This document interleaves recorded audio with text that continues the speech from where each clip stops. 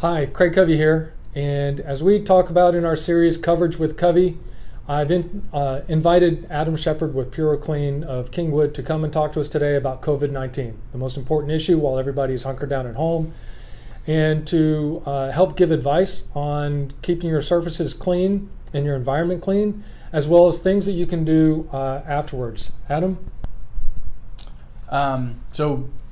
I'm a trained applied microbial remediation technician, so I have a IICRC certification in that. So that deals with pathogens in general, sewage, mold, and also dealing with bloodborne pathogens and things like COVID-19. So right now, what we're seeing is a lot of people that have been requesting estimates for cleaning of their facilities, mostly commercial facilities. And kind of wanting us to be on standby in case one of their employees turns up positive. They believe then that their facility is contaminated, and then they would want us to come in and remediate that contamination. So I just wanted to kind of communicate some facts about some of the products that are out there, maybe some of the services that myself and some of the other people are offering. And why some of those may or may not be a good idea. The things I've seen, questions I've got, I've heard of people going in and fogging a building. Now I'm not sure if this is a thermal fog. There's two types of fogging that people will do. There's a wet fog and there's also a thermal fog.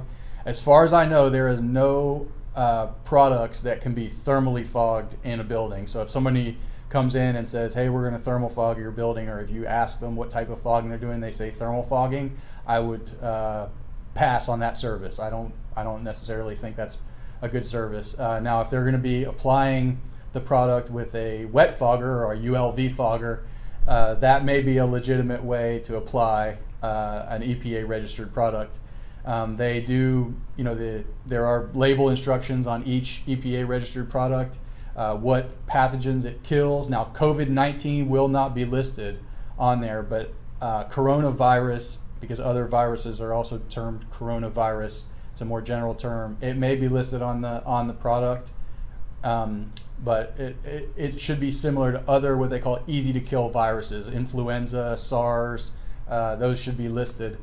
HIV is also one of those. Those are considered easy to kill viruses, and any EPA registered product that has those listed is likely to also cover the COVID-19 virus.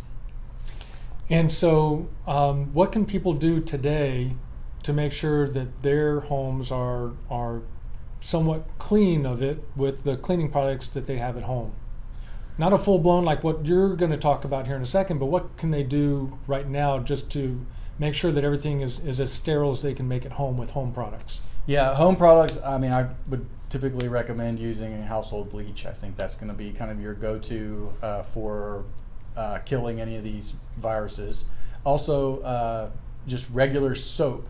Viruses are, the way they work is they're genetic material that's enclosed in a fatty material, lipids. So what breaks up lipids? Well, like Dawn dish soap or any kind of antibacterial soap is going to break up lipids. So anything that the virus won't be able to withstand that, and it'll be basically destroyed by any kind of products like that. So you're going to want to wipe down things that people touch a lot: doorknobs, the fronts of doors, the backs of doors, countertops, microwaves, things in the bathroom, microwaves, any kind of keypad, remote controls, touch screens. Those all need to be wiped down on the regular. So.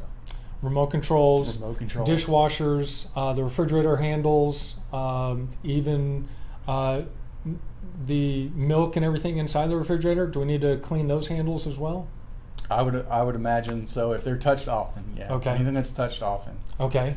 And now what I expect we're going to start seeing are a lot of companies that are, because of this downtime, they're converting their businesses or enhancing their cleaning businesses into COVID-19 cleaning services. Not all of them are the same.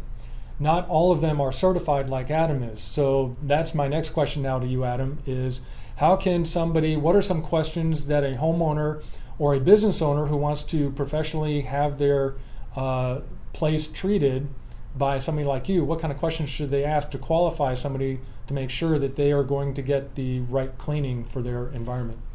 I would ask first if they've had any experience and formal training in the remediation of pathogens, either that bloodborne pathogens or any kind of microbial growth. I would also ask what's the actual product they're going to use. Ask to see the bottle. Ask to read the label on that bottle and see if it is EPA registered, first of all, to kill bloodborne pathogens.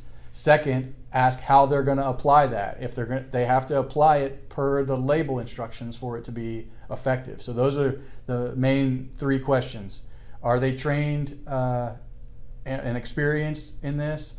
What product are they using, and are they applying the product per the label? So those are the main three questions that I would ask. Okay, well, fantastic. And if any of you have businesses or the company you're going to be returning to, we would appreciate if you would share Adam's information with them, as I'm sure for them, for your comfort and all the comforts of the employees to have the opportunity to be able to come back to a safe environment. They may want to use services like Adam to be able to come through and do a thorough disinfectant on the location to make sure that everybody's coming into a pathogen-free environment. Yeah. I think kind of the ideal customer for my particular service is going to be, because I offer a hospital-grade disinfection. So this is going to be a workplace in which everybody has had to abandon or evacuate due to a positive test from one of their employees. I can go in and decontaminate or remediate that facility so that people can return to work. Or if your office has just been abandoned as a preventative measure, and then you're wanting to return to a safe environment, I can also service those types of clients as well. Perfect. Thank you, Adam, very much for this information. If any of you have any other questions, please comment below, or I will also include email information to be able to ask your questions directly to Adam. Thank you for listening, and we'll see you next time.